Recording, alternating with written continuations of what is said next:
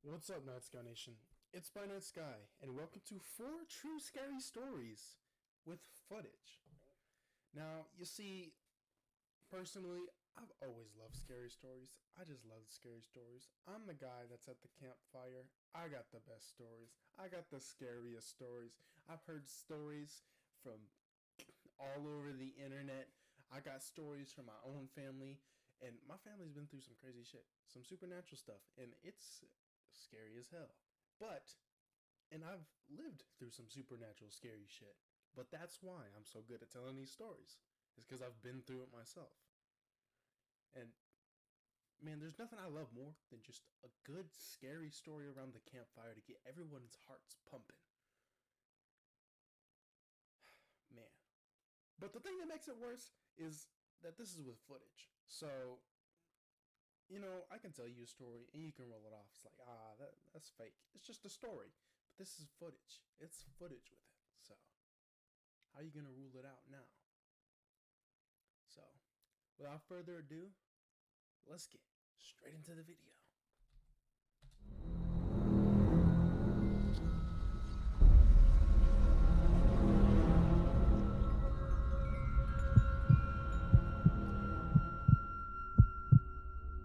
It was January of 2016. My buddies and I live right next to a nature preserve and used to love to explore it. It was a weekend and we were looking for something to do, and being mischievous, we decided to go explore the storm drain that supplied water to the creek in the nature preserve. It had a barred barricade blocking entry into it, so we decided we'd throw some rocks in to see if the rocks made contact at. I got another scary story that just came to mind that is from my childhood. And I'm going to tell that story soon. Any point, so we I'm gonna make a video with two of the stories that I was gonna talk about. One from the last video and one from this video. I'm gonna do that right after this, I think. could figure out the depth. However, we received something much more in return. After throwing a rock against the wall in the storm drain, a couple seconds passed, and we heard a terrifying thump or bang in return.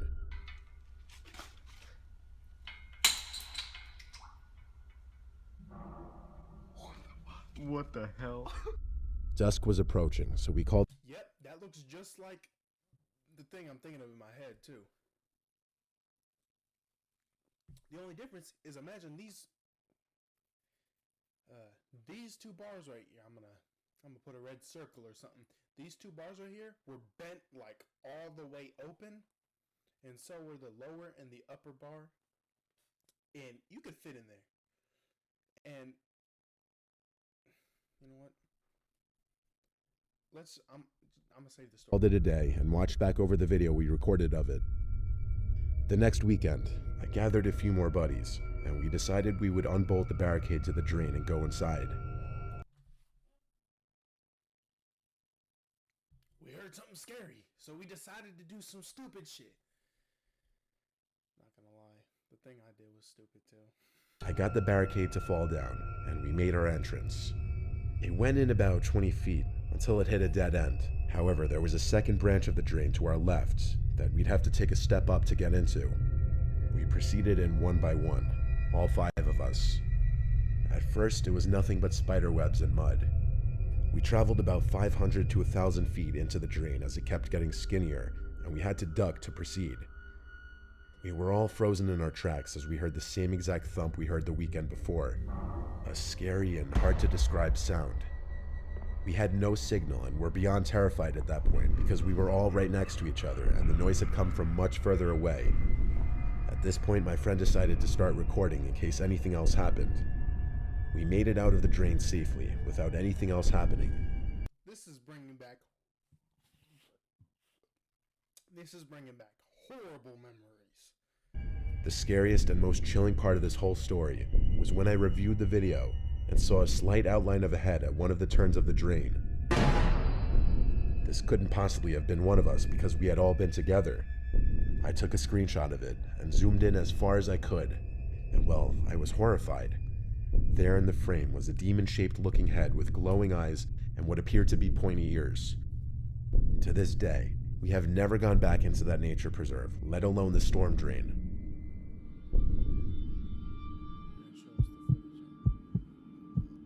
I thought you took a It all started when a group of friends Even though I'm glad they didn't show and up. I decided to start exploring abandoned warehouses due to the stories and myths surrounding them in our hometown, Laredo, Texas. The story surrounding the area of where Laredo, Texas? How far away is that from where I am? I'm in San Antonio, and I'm not from I'm not from Texas, so I don't know.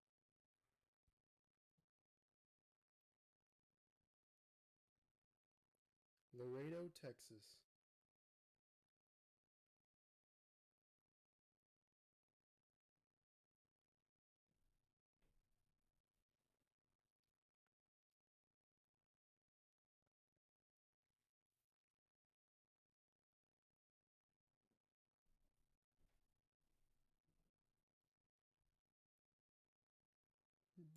That shit is 2 hours away. Thank you. Let me know if you want me to go check out some bear. I hate this shit, but I'll do it with friends. I'm not doing it alone, but I'll do it with friends. I'll definitely do it with friends.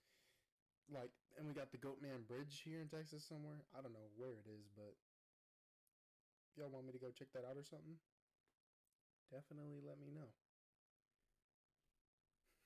But with friends, not alone. So, like, if something comes, like, I can trip one of them, and they gonna get ate, and I'm not. I'm kidding. warehouses was that the buildings were haunted due to immigrant workers being worked and mistreated to death.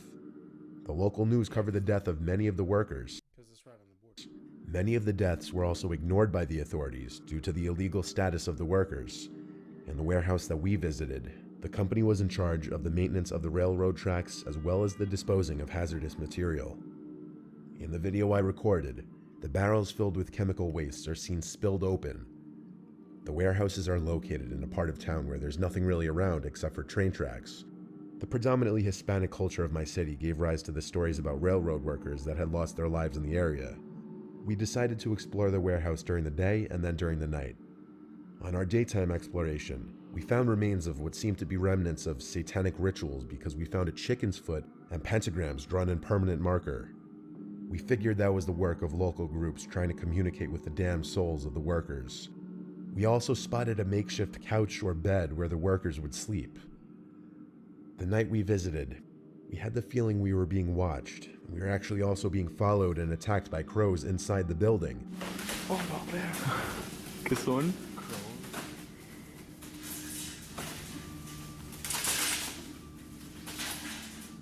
While we were exploring that night, on several occasions, we spotted shadows and heard noises throughout the area.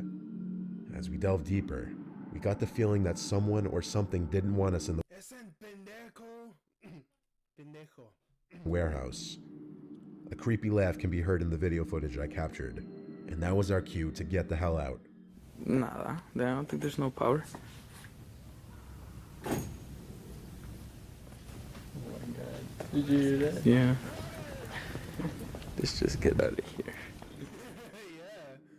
Things only got weirder though, as the satanic drawings and the chicken foot were gone the next time we passed that spot, yet they were spotted only earlier that day. I'm completely convinced that someone or something was stalking us in that warehouse that night. I believe the lost souls of the workers, or a satanic group of people that frequented the place, were there that night with us, watching. As we walked out of the warehouse, we noticed that the crows were And I really hope my upstairs neighbors don't decide they do this like all the time to make booming noises like boom, boom, boom, boom. I hope they don't start to do that while I'm trying to. very on edge and tried to attack us, like I mentioned earlier. The events that happened that night still sometimes keep me up at night. Nothing really happened. You heard that laugh, but that's pretty much it. I mean, I would. I'm a freshman at the University of Nebraska-Lincoln. Some friends of mine came home from a hockey party after their game and asked me to come hang at their dorm. They brought some girls to the party that they knew from high school and happened to be in the city. They came back to the dorm to hang as well. One of the girls that came in was super friendly but very drunk. I didn't see her drink anything in the dorms. I left with my girlfriend at about 2 a.m. At around 3, I heard sirens and could see lights outside of my window. this is a paranormal one or like a person one. I'm not scared of people. I figured it was just another kid that came home with alcohol poisoning. Then I heard the most gut-wrenching scream of my life. I walked out of my room and saw my friends from the dorm I had just left running down the hall wanting my help. I started running down the hall following them and saw blood on the floor and thought for sure someone had been stabbed. Then I saw 3 police officers and a paramedic team strapping the friendly girl down to a stretcher while she was screaming and thrashing. I went to ask my friends what happened and they looked exhausted. They said her eyes rolled back into her head. She started growling and bleeding heavily from both nostrils. She attacked some of our friends, yanking their hair and biting them like an animal. This girl fought off 3 6-foot-tall, fairly muscular guys by herself. Keep in mind, this girl is probably 5'1", 110 pounds, and was possessing superhuman strength, all while screaming at the top of her lungs. The scariest part is when the RA came over to pray over the situation, as he's a devoted Christian, and she started screaming, "F God, F Jesus, the devil is coming for you all." At this point, my heart was sinking in. Now you see, there's a reason for why that woman would be so strong. A lot of people don't believe it, but berserking is a real thing. Berserking is, well, there's different types of berserking, but the main type is when you get really, it's like when you get really angry and it's just, you're pumped full of adrenaline. You can do a lot of shit that you usually can't do. And I happen to believe that if something like a demon gets hold of you, they can like set that like berserk shit off and you just fucking strong as shit. But yeah. In pure fear of the situation, as was everyone else who was present. The emergency responders said they had never seen anything like this, even if she was possibly drugged at the party. I was able to capture a roughly 20-second video. You see, I'll give y'all some advice. The thing you never want to do ever in your life, no matter what, how much money you're being paid or anything, never get drunk, high, or under the influence of any drug and do something paranormal. Because you're just asking to be, like, possessed by, like, Beelzebub or some shit like that. You're just asking to just, you know, this is like, even this is just, it just happened. It's not even, maybe they weren't even doing anything paranormal. It just happened. And then you're doing it provoking some shit. Provoking demons and shit. Don't do it, guys. Please. Video of her screaming in the dorms.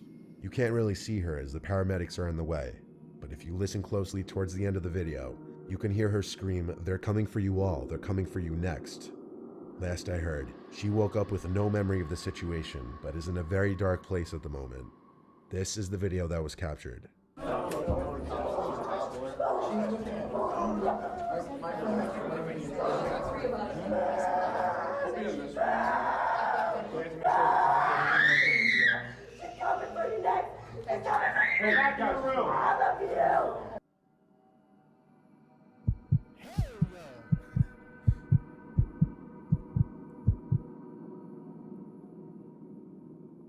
In my small town, there's not much to do, so my friends and I make the best of it.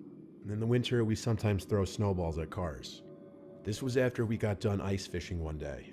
We went to my house and decided it would be I'm telling you, kids do stupid shit just for no reason. It's fun. This type of stupid shit you do when you're bored, I know it because I've done stupid shit because I was bored as hell. And it's funny because it's like, hey man, you bored? Yeah, I'm bored. Want to go do something stupid? Well, I mean, why not? It's throwing fucking snowballs at cars and stuff. Some dumb fun to throw snowballs at cars for a while. Usually no one would get too angry as they were just snowballs, but one person got really mad at us. My friend Drake decided to throw a snowball at one more car and he told me to record. He hit right under the back passenger side. It sounded like a hard hit.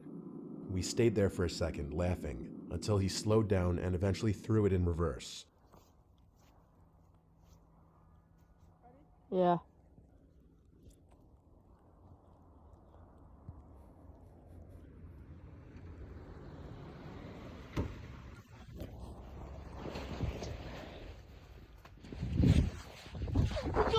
It's in there.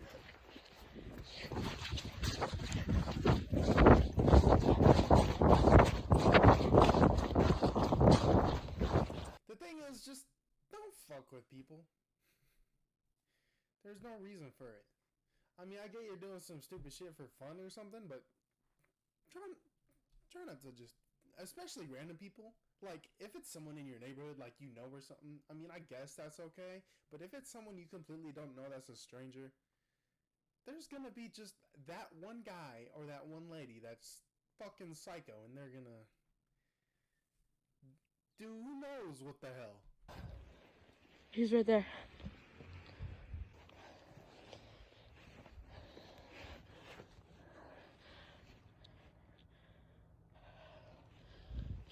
We ran and hid behind a car in a different parking lot, and he pulled in about 5 feet from us, but he didn't see us. So we ran home, and that's when I stopped recording. When we got home, we took off our jackets and sat down to watch the video I just took, but we were interrupted by this sound.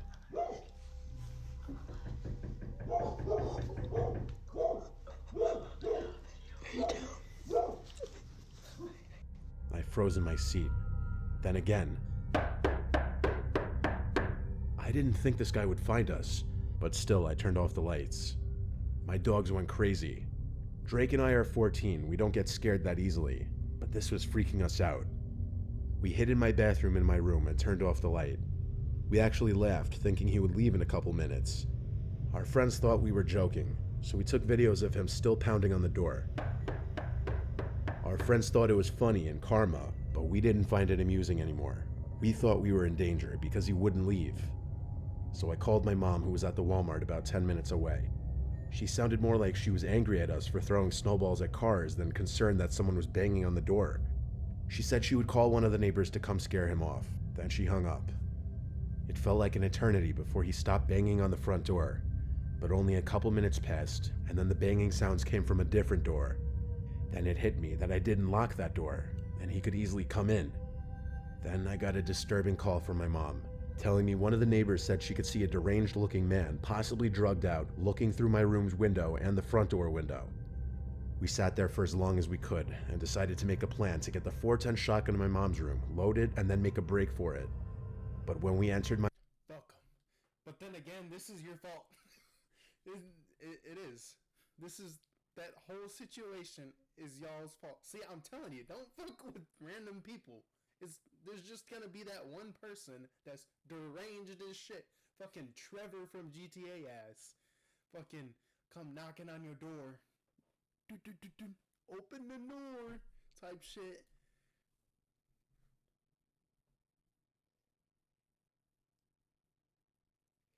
Okay. I was about to sneeze. My mom's room to look for the gun. We saw his face at the window. His hairy, withered-looking face, and we screamed and ran. Drake had the idea to blast a police siren sound on my speaker in my room, so we ran to set the speaker up. While doing so, we heard the back door open, the one which was left unlocked. Drake managed to get the siren sound effect to play on my speaker, and that apparently worked, as we heard him leave through the same door he entered. Moments later, one of the neighbors, Paul, rang the doorbell. I let him inside, and he stayed with us and waited for the cops and my mom to get there. We explained everything. The cops and my mom... Cops were like, are you fucking stupid?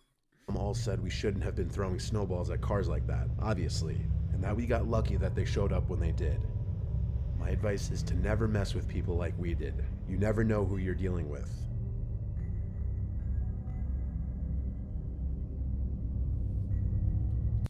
Well, that's gonna do it for this video. I hope you guys enjoyed. Like, share, subscribe if you did. And I will see y'all in the next video. Peace